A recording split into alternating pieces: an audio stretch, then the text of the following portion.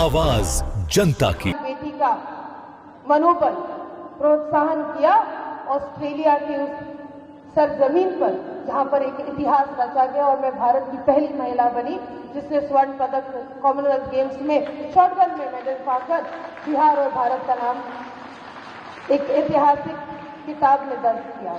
जब वहां से जीत कर आए तो हम लोग मीडिया स्टैंड में पहले गए तो मीडिया के भाई बंधु ने हमसे पूछा कि आप भारत में कहां से आती हैं? You come from India but where in India do you come from? उस दिन गर्व के साथ हमने कहा कि जमुई हमारा घर है और हम बिहार से आते हैं। अगले दिन अखबारों में लिखा गया Bihar girl wins gold medal for India. साथियों, इसलिए आज कहानी आप लोगों के बीच रख रहे हैं क्योंकि हो सकता है आने वाले समय में, आने वाली जिंदगी में उतार और चढ़ाव का सामना हमेशा हम लोगों को करना पड़ेगा, लेकिन खेल का ही मैदान है जो जिंदगी में सिखाता है कि हार करके भी जीतने की तैयारी करो। जो सूर्य अस्त होता है वही अगले दिन सूर्य उदय भी होता है। इसीलिए कभी भी हार से अपने मनोबल को टूटने मत दो, गिरने नहीं दो, लेकिन एक नई ऊर्जा की संचार के साथ अपने आप को अगली लड़ाई के लिए, अब अगले कंपटीशन के लिए तैयार करो। ये खेल का मैदान है जो हमें जिंदगी की सबसे बड़ी सीख देता है। दूसरी चीज जो मैं हर मंच से कहती हूँ कि हम सब युवा साथी हैं। बिहार का नाम भारत में, विश्व में किस गर्व के साथ लिया जाना चाहिए, जितनी जिम्मेदारी मेरी है उतनी आपकी भी है।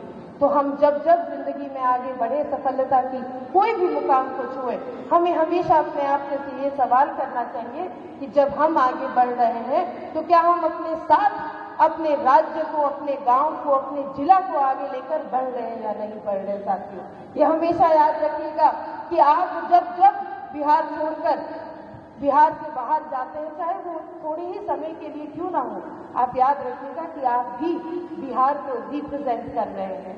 बिहार का जो नैरेटिव है उसको बदलना, उसको सजाना आज आपकी जिम्मेदारी की है।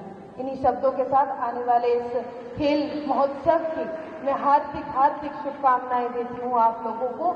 मैं प्रधानमंत्री जी की इस सोच का इस मंच से सलाम करती हूँ कि उन्होंने हर एक सांसद को प्रोत्साहित किया और खेल महोत्सव करना हर एक लोकसभा क्षेत्र में अनिवार्य किया। मैं माननीय सांसद रविशंकर प्रसाद जी को भी तहे दिल से धन्यवाद देती हूँ कि आपने मुझे पुनः खिलाड़ियों से जुड़ने का, मिलने का मौका दिया। आपने खेल को बढ़ावा देने के लिए इस महोत्सव का आयोजन किया और साथ ही साथ आप जैसे सांसद पटना में जिस तरह से चौगुनी विकास हो रही है, निश्चित रूप से इसका पूरा श्रेय आपको जाता है।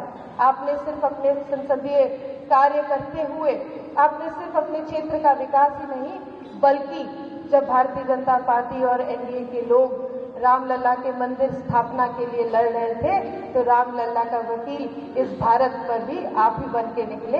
इसके लिए मैं आपको सर झुका के पुनः प्रणाम करती हूँ, धन्यवाद देती हूँ, बधाई देती हूँ और खेल के लिए आप सभी लोगों को ढेर सारी बधाई, शुभकामनाएं। बहुत बहुत धन्यवाद। जय हिंद, जय बिहार, जय भारत।